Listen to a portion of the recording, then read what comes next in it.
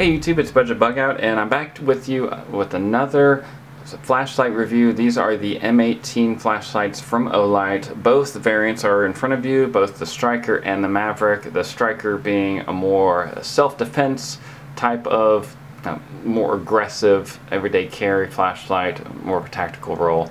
And then this is more just sort of probably more of an everyday carry role. But this one would be great for law enforcement or self-defense. This would be good for everyday carry, and both of them are very rugged, durable, all those kind of things. You can bring these outdoors, camping, hiking, all that kind of stuff. So I'm going to walk through some of these specs. I'm going to tell you all the similarities and the differences and why I believe that these are great flashlights. I've had these for about a year at this point. I got them at SHOT Show 2015 from Olight whenever I visited their booth, and I was blown away by a lot of their products, including and you guys can check out the review on this. This is the S10 Baton. Great products over at Olight. Be sure to check them out. I'll leave links for both of these products if you're interested in the description box down below. Just check it out. And yeah, let me just go ahead and go over some of these features, and if you have any questions, I'll leave them in the comment section down below. So the first things I want to talk about is just the basic specs of these flashlights. So here we have the Striker, and you can see how aggressive this bezel is. You can see that right off the bat. The weight on this is 2.1 ounces without the battery, so that's very lightweight for a flashlight, and this one is 2 ounces. So that's the first thing that I like about these flashlights. Also, by the way, never remove the bezel on this. It looks like you can just kind of remove it because it does twist. So don't remove it though, because it holds the lens in place and it just gets messy real quick. So I just wanted to tell you guys that just before you start watching this video. So let's go ahead and continue on with the specs. The dimensions on this one is 5 inches long. Actually, this one is I got that wrong. This one is 5.2 inches long, and this one is 5 inches long. Also, I think I got the weight wrong. One of them is, so this one is 2 ounces, and this one is going to be 2.1 ounces. So sorry about that. I'm getting these mixed up. And let's see here. The width on both of these is going to be 0.9 inches. The LED on both of these is going to be the same. It's also Cree XM L2 LED. Let me go ahead and go over the battery options. So you can use rechargeable batteries with these flashlights. They're not naturally rechargeable like the Baton, like the S10 Baton, but you can use rechargeable batteries with them, or you can use just the standard CR123A batteries. So those are the two different types that it takes: 18650 or the 123A batteries. The accessories that come with this are going to be the lanyard. It's going to have a spare a clicky switch, and then also just some items on what else Olight offers, not to mention things like the instruction manual, which is what I am using to help list out all of these dimensions and product details and features and such like that. Let me also go over some of the how the modes work. By the way, at the end of the video I'm going to show you these in use outdoors so that you can see them in action.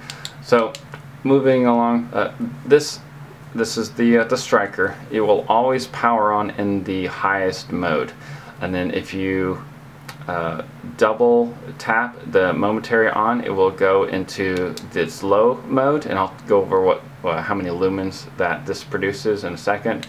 And then if you press it 3 times, soft press it 3 times, it will go into strobe mode. The way that this mode setup works is a little bit different.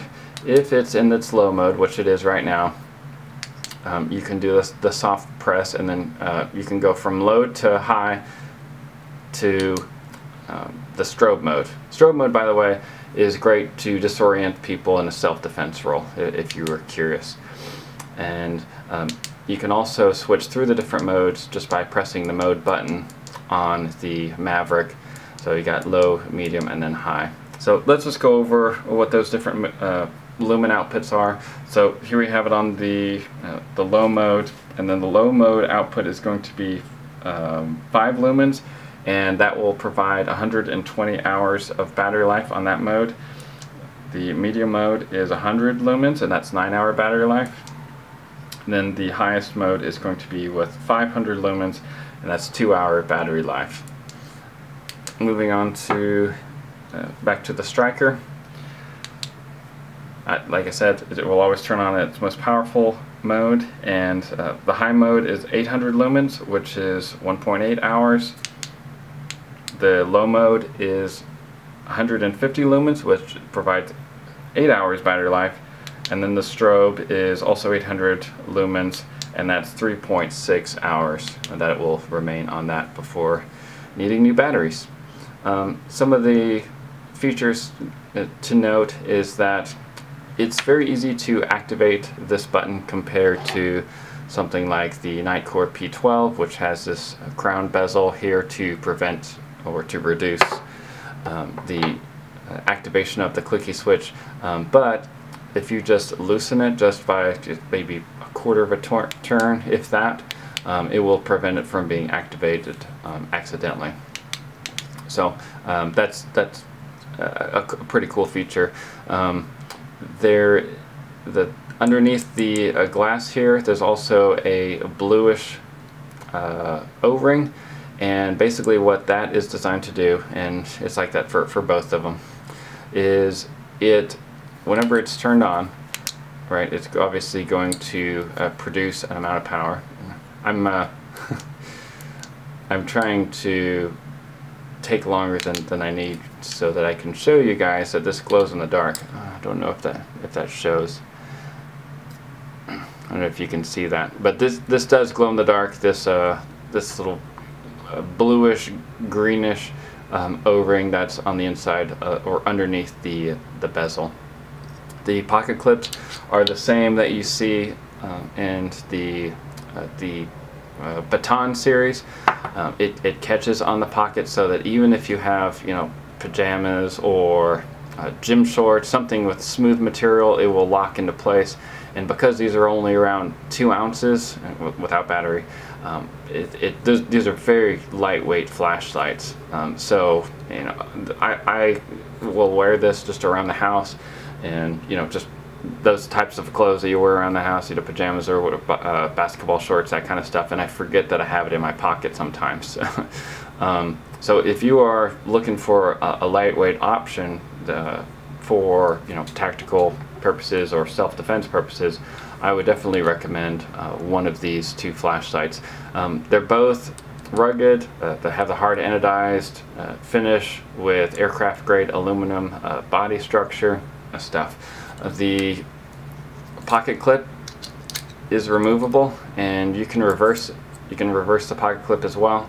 I'm not sure why you'd want to reverse the pocket clip, but it is something to note. There's no holster or sheath or anything like that that comes with it. These are meant for everyday carry to be put in the pockets, but of course you can put this in your gear bag as well, and they would make great flashlights for that, as long as you just kind of keep spare batteries. The mode button right here, you see how it's white? It's also glow in the dark, although it is very difficult to tell. Maybe you can kind of tell if you squint. But anyways, guys, so those are the main features I want to share with you guys. These are lightweight, very durable flashlights. They don't tail stand or anything like that. They're easy to access. They have easy to access tail switches. That can be a good thing or a bad thing, just depending on what your preferences are. But I highly recommend both of these flashlights. These guys are going to last you and hold up to the elements. So let me go ahead and, without further ado, show you guys what these look like outdoors. Stay tuned. Alright guys, so here I am outside in the dark. As you can probably tell, I have the striker in my right hand. As you know, it defaults to its highest setting. So this is it on its high setting. It actually does quite well. It's important to note, I'm about to switch it to the lowest setting. It's important to note that just like before, the way that cameras work, it really focuses in on light, unlike our eyes. So just keep in mind that it actually looks better in person than it does on camera. Alright, now I'm going to go ahead and switch over to the Maverick. And the Maverick is on its lowest setting. It is a little bit foggy too. I don't know if that shows up on camera. It's hard to can't see as far with it on its lower setting. Cranking it up to the medium setting.